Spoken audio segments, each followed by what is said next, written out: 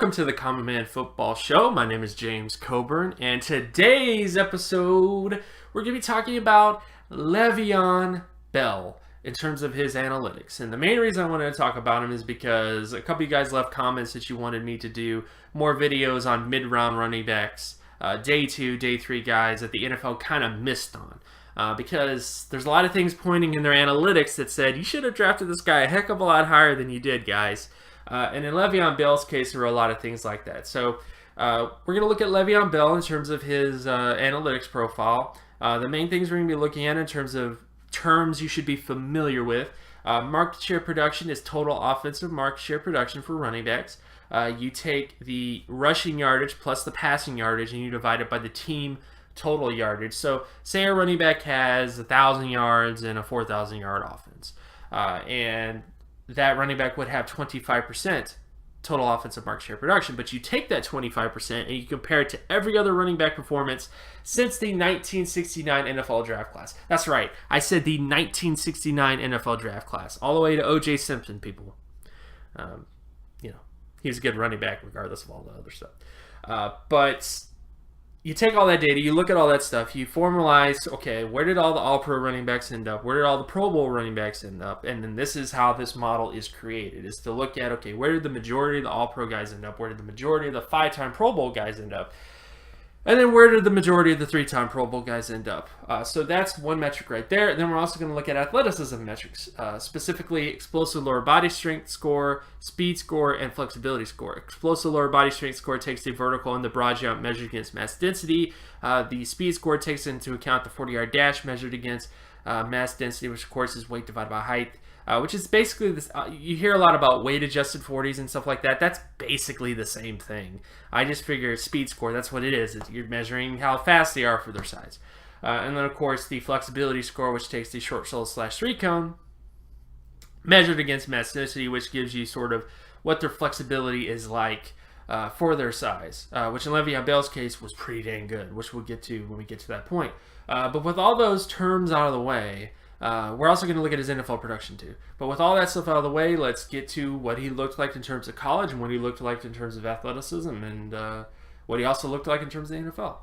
So starting out with Le'Veon Bell in terms of his college production, his total offensive market share production score coming out of Michigan State was 95.88 out of 100, which basically hits the all-pro threshold for running backs since the 1969 NFL draft class. When I say all-pro threshold, I'm talking about guys that went to the Pro Bowl 5 times, Hall of Famers, Barry Sanders, Adrian Peterson, Marcus Allen, Tony Dorsett.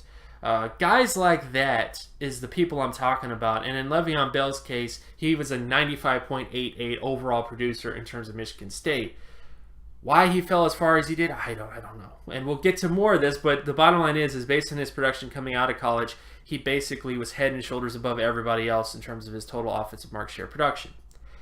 And production is one thing. You could be a terrible athlete and produce really good and then become nothing at the NFL level. But in Le'Veon Bell's case, he was a tremendous athlete coming out of Michigan State. He had a 56.41 explosive lower body strength score, a 73.99 speed score in terms of his speed score. And of course, he had a 95.29 flexibility score, which is elite. And when it comes to running back athleticism, it's the thing that people just don't understand.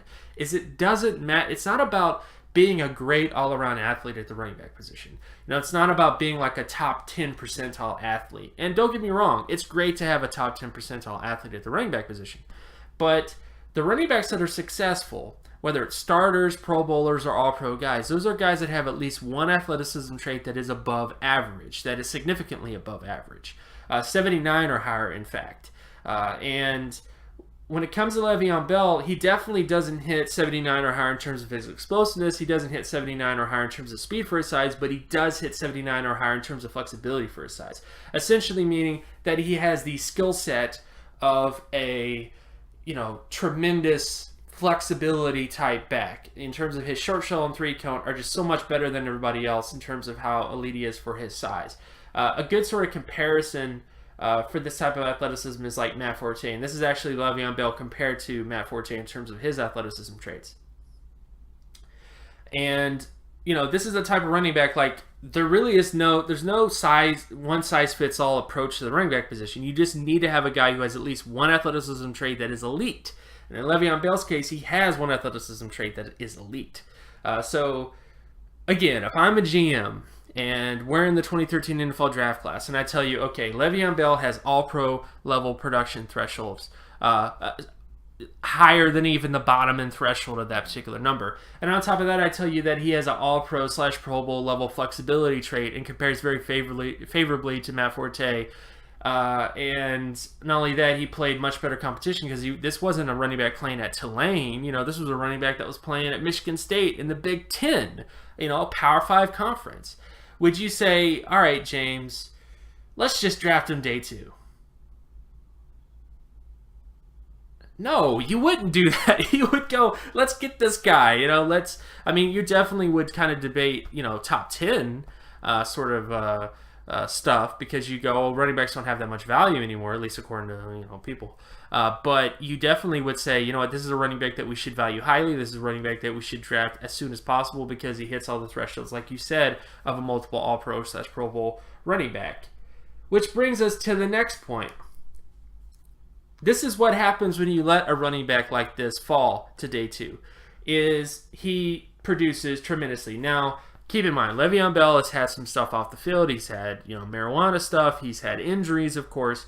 But in terms of his NFL career up to this point, in 2013, he had an 87.25 market share production season, which is extremely good for a rookie running back. Followed it up with a 98.20 score in 2014, which is basically the highest score in 2014 when it comes to running backs in that class. So he was the top running back in that class. 2015 has a 64.33, in terms of his score, which was mainly because his season was cut short because of things off the field. And then in 2016, he has a 96.53 overall market share production score, which at least hits the top 5 in terms of running back performances. So essentially, Le'Veon Bell has carried his crazy market share production to the NFL level on top of having his crazy athleticism marks, and kind of flies in the face of most people's theories that people have with regards to Le'Veon Bell. And that a lot of people say, okay, I missed on Le'Veon Bell. I was not expecting him to lose weight, because a lot of people say, well, he got smaller in the NFL, and because he lost the weight, he became quicker, and that's why he's so great. Basically saying, I messed up on scouting him, but there's a reason why, because if you had seen him, you wouldn't have thought he was good either. But again, guys, this is a running back that had all-pro threshold production at the college level at Michigan State. This isn't Appalachian State, people. Sorry, Appalachian State people. But, this is Michigan State in the Big Ten, and he put up all-pro level production thresholds. And then you look at his athleticism, and he hits at least one all-pro threshold athleticism trait, which is all you need. All you need is one elite athleticism trait to be a great running back in the NFL. Just one. Just one. And he had one, and it was elite in terms of his flexibility for his size. And you're telling me that if you actually saw this information, that you would go, I just don't know how well he's going to do, and just make up an excuse for why you missed on him. The bottom line is people missed on Le'Veon Bell. People look stupid when it came to Le'Veon Bell. And people are still kind of rationalizing why they missed on him, because they kind of want to make up excuses as to why they missed on him, and basically go with the whole, well, the NFL draft is a crapshoot, it's just a bunch of gambling. Nobody knows what's really going to happen. And I'm not saying that data can solve every single problem in the NFL. It can't. At least it can't right now, because there just isn't enough data, isn't enough information yet gathered to kind of do that kind of stuff. But what I am saying is there are certain cases, certain times, when you look at the data, you look at his production, you look at his athleticism, all those marks hit all-pro production thresholds, all-pro production athleticism traits, and you're going to sit here and look at me and say, I missed on him because he was fat in college, because he has too much weight on him in college, and I didn't believe that he was that quick. I couldn't believe that he was this type of running back because he didn't look that way in college. Come on. Come on, people. So, The bottom line is Le'Veon Bell is a running back that when you look at his college production, you look at his athleticism, like I just went over, you would have concluded that, okay, this is a guy with all-pro potential. This is a guy with the Pro Bowl potential at the very least. And we should definitely value this guy and draft this guy as soon as possible. The Pittsburgh Steelers got lucky. You know, they were able to get this type of running back late round 2 because, you know, and again, this speaks to another thing about devaluing the running back position. The NFL definitely has devalued the running back position in the fact that they've decided to just not draft him as much anymore, you know, because there was a time when running backs, like 4 running backs were getting drafted in the first round, you know, not now, but back then there was a lot. And that was because teams are kind of more reliant on the run game, you know, a little bit back then.